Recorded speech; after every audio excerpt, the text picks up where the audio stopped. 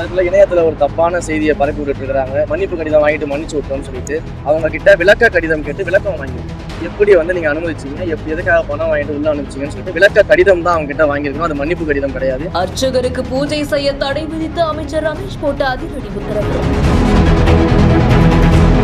திருச்செந்தூர் கோவிலில் லஞ்சம் வசூலித்த 2 காவலாளிகள் டிஸ்மிஸ்.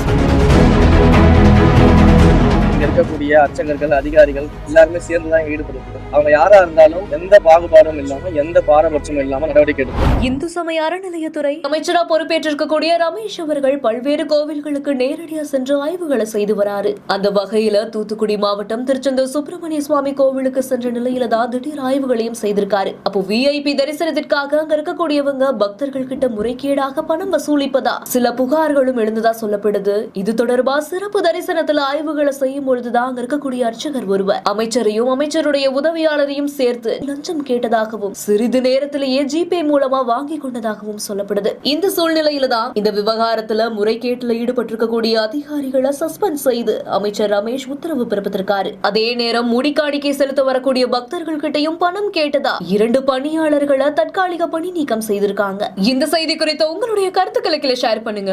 மேலும் செய்திகளை உடனுக்குடன் தெரிந்து கொள்ள பிஹைண்ட் நியூஸ் வாட்ஸ்அப் சேனலுடன் இணைந்திருங்கள். இந்த செய்திகளை வழங்கியோர் Max Gold Cash for gold.